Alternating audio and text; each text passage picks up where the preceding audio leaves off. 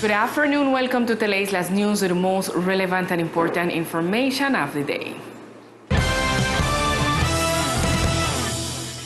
In an operation led by the National Navy with the support of the Colombian Air Force, 2 Colombians and a Nicaraguan were captured. The cocaine confiscated would be transported to Central America, where it would be worth more than US $14 million. In the last hours, the Colombian Navy, in a joint operation with the Colombian Air Force, confiscated 416 kilograms of cocaine in waters of the archipelago of San Andres and Old Providence. With this result, the Caribbean Naval Force reached 100 tons of narcotics confiscated so far in the year 2022. Nuestros guardacostas, nuestras unidades de and our surface units achieved an important result in the fight against drug trafficking on our island. Yesterday, we were able to detect and stop a speedboat with 2 engines and 3 people aboard.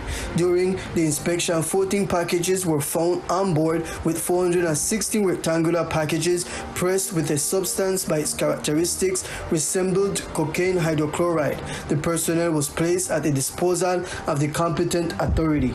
The crew members, together with the material and vessel confiscated, were taken to the San Andres Coast Guard Station, where judicial police officers performed the initial preliminary homologated test, PIPH, on the substance found in the packages, testing positive for 416 kilograms of cocaine hydrochloride. 2 Colombians and a Nicaraguan were handed over to the competent authorities.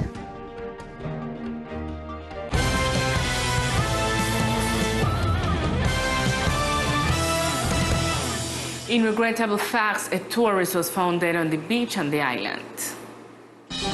In the morning hours of yesterday, August 28, the lifeless body of a woman of about 50 years old was found, who appeared to be a visitor to the island. The deceased was wearing a bathing suit, and her body was found in the area of the beaches near the fish booth, apparently by drowning. Authorities continue to investigate the reasons that led the tourist's death.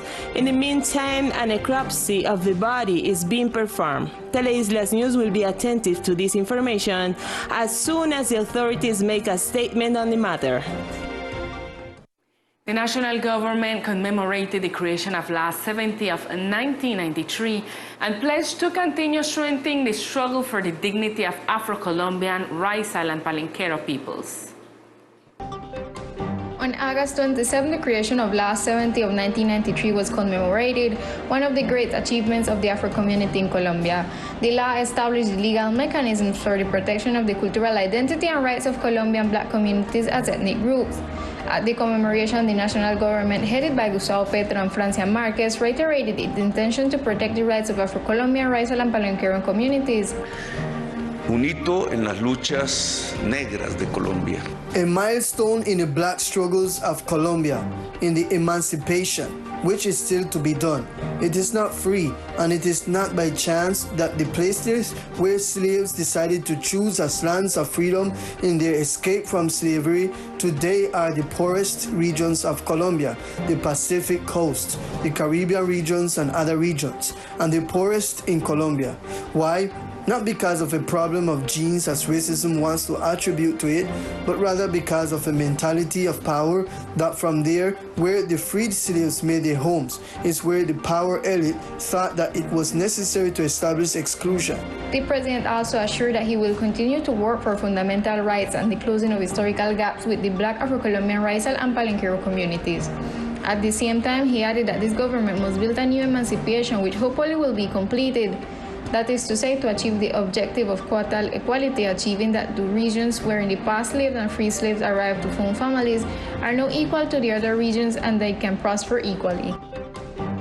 This Thursday on our island, there will be an important workshop for all those who wish to expand their knowledge in the digital ecosystem. Alice Medina gave us more information. Alice, what is this workshop all about? Hello, Lisa and Aldi TV viewers who they connect right now with us in Teleislas News. We have good news for the entrepreneur person in our island, because this Thursday they're going to have a space where they can learn everything about digital marketing. Bueno, apps.co. Apps.co is a program of the Ministry of ICT, which is led by Impulsa and has several components. First, it has strengthening programs, training, and calls for companies that are digitally based. This Thursday, what we're planning to do is to develop a core group of digital entrepreneurs. However, let me clarify, it does not have to be digital entrepreneurship for anyone to attend. All entrepreneurs can attend this space in which they will be taught methodologies to validate their idea of entrepreneurship and the use of technologies, so it serves us all. Hence, this Thursday, we will be at the Chamber of Commerce from 2 to 6 p.m. and on Friday, September 2nd, we will be in Old Providence at the same time, so we are also inviting all entrepreneurs from Providence to the Municipal Library.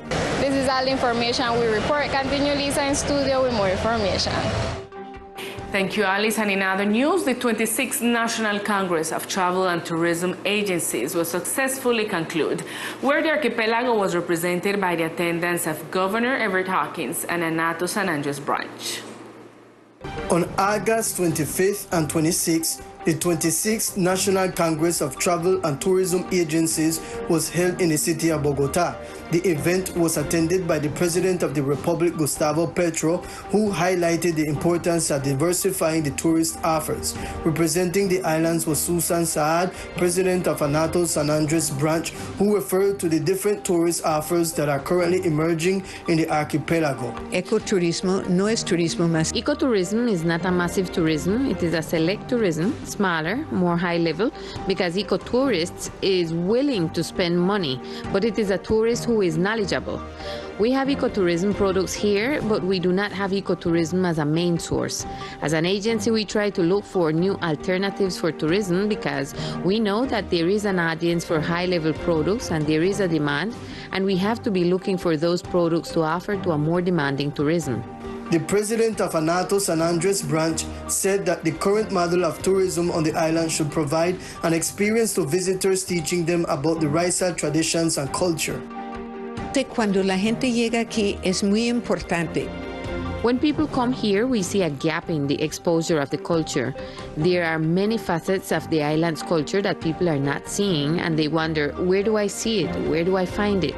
There are several food places, but it is more than food. There are many more things. Music. We have proposed that where Morgan's Cannon is, there should be presentations of typical groups, that there should be fair tables, that they should offer island tea in the afternoon with music, these kind of things. We have to start seeing more culture. Governor Everett Hawkins also attended the event on behalf of the archipelago. By 2023, the archipelago will be the guest of honor for the Anato Tourism Showcase. In surveillance and control activities in search of biodiversity protection, the police and Carolina managed to recover a boa constrictor in a neighborhood on the island. A boa snake was rescued by the National Police and Environmental Corporation Coralina in the neighborhood of La Paz. En actividades de vigilancia y control, we've managed to rescue a boa constrictor type wildlife species which was found in one of the residences in the neighborhood of La Paz. After the rescue, we were able to move the specimen to an area adjacent to the Magic Garden, where we were able to find a compatible ecosystem for it. Coralina accompanied the environmental police to verify that the species was placed in its natural habitat out of human reach. And now let's get to know other facts that are making news today in our brief news section.